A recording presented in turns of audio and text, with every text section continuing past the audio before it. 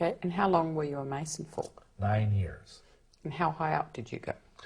Well, I went through the typical Blue Lodge degrees, went through York Rite all the way up to the Knights Templar Commandery, went through the Scottish Rite all the way up to 32nd degree, and at that time, then I was considered worthy to get into what is called esoteric Freemasonry, which most American Masons don't even know exists. And in that organization, I was admitted into the Rite of Memphis Mitzrayim, and I went up to 90th degree, which a lot of Masons, if they even hear that, they will, their false teeth will fall out of their heads. But there are actually at least 97 degrees in the higher level esoteric rites. From your experience? From my experience. I've actually heard there's 360 degrees with Satan at the top. Do you know if that's true or not? I have no idea if that's true or not.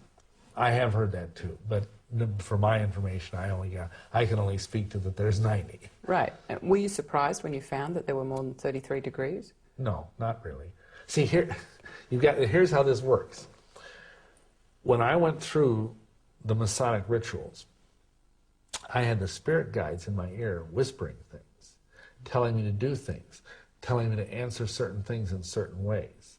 Because I did that, I was identified by the leadership of the Grand Lodge of the state of Wisconsin that I was someone a little bit extraordinary.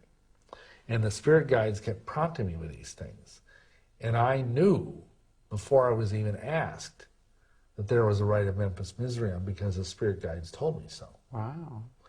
And see, that's one of the ways in which I ultimately got contacted by the Illuminati, is because the spirit guides had given me certain key things to say, key things to do, even gestures to make, stuff like that, that would identify me as being someone who was worthy of more light. Because see, that's what they promise in all the Masonic degrees.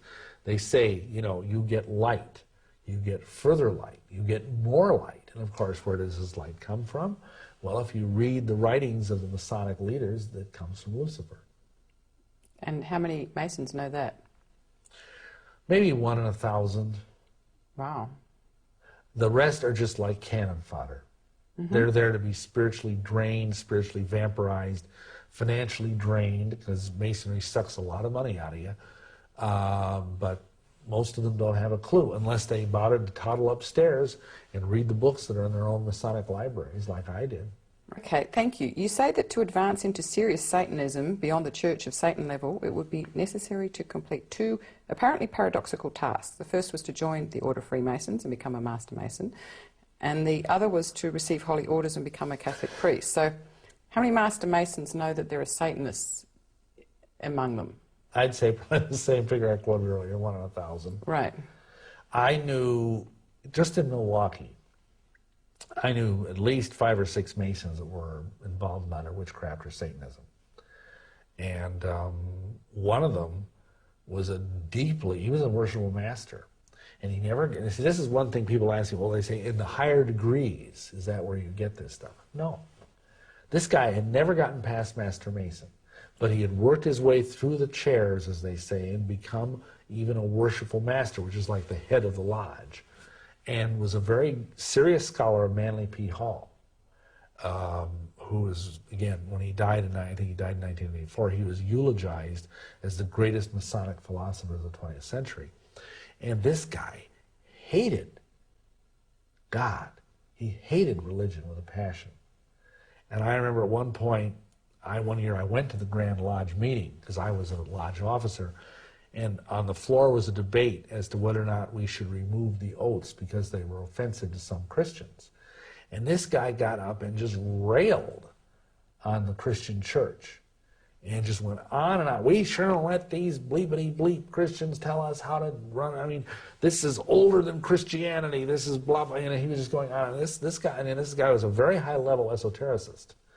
And yet he also had an obvious hatred for Christianity. So, I don't know. Thank you. Since Catholics are strictly forbidden to be Masons, why were you being asked to do 2 opposite things? Well, first of all, this whole thing about, in Illuminism, there's this idea of creating a false dichotomy. What people don't realize is that the Catholic Church helped start the Masons. And that, for example, the Scottish Rite most of the degrees in the Scottish Rite were written by Jesuits.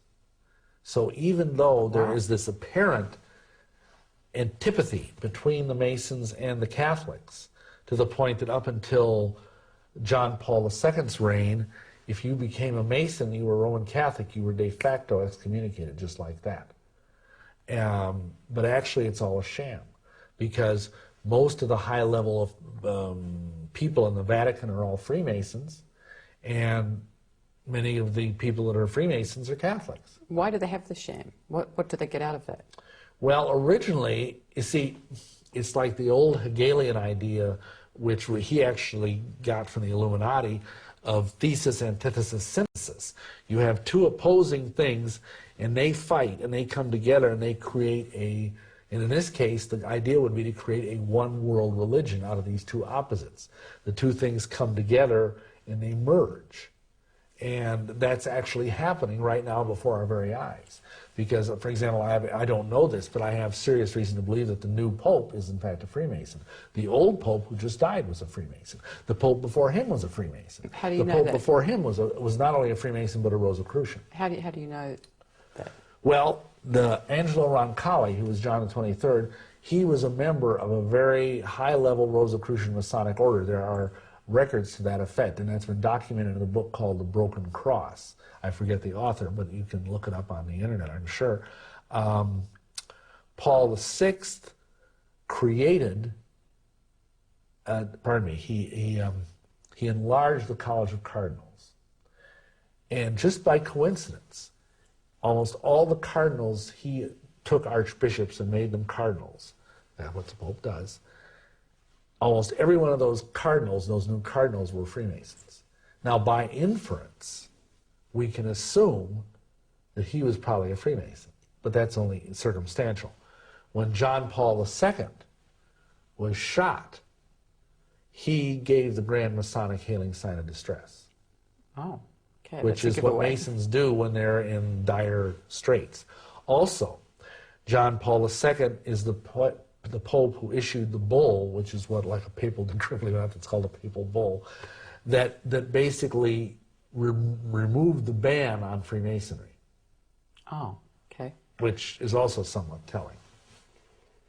So, to answer your question, the antipathy there is more pudgy. Wow. So the actual secret is that Masonry is a sex cult. Wow. And that's why they wear their apron over their Holy of Holies. Just like there's a veil in the Temple of Solomon that covers the holy place where the Ark of the Covenant is. Well, this is the Holy of Holies of the Mason. That's why Masonic monuments are obelisks. Like Washington's monument, the largest obelisk in the world. He was a Freemason. It's a giant phallic symbol. It's all there for everyone to see. That is what the Masons mean by resurrection. Wow. If you go to a Masonic funeral, they talk about the sure and certain hope of the resurrection. When they say that word, they don't mean what all the nice, Christian people sitting in their chairs think they mean. They're talking about the fact that the phallus dies and then rises again. Wow, thank you. Mm-hmm. What are some of the problems with Freemasonry? Well, I think some of it would be rather obvious, but right. Well, basically, it's its own religion. It's a religion which does not honor Yeshua, Jesus Christ, and it is a religion that demands people that they do things that are contrary to the commandments of God. And let me explain that.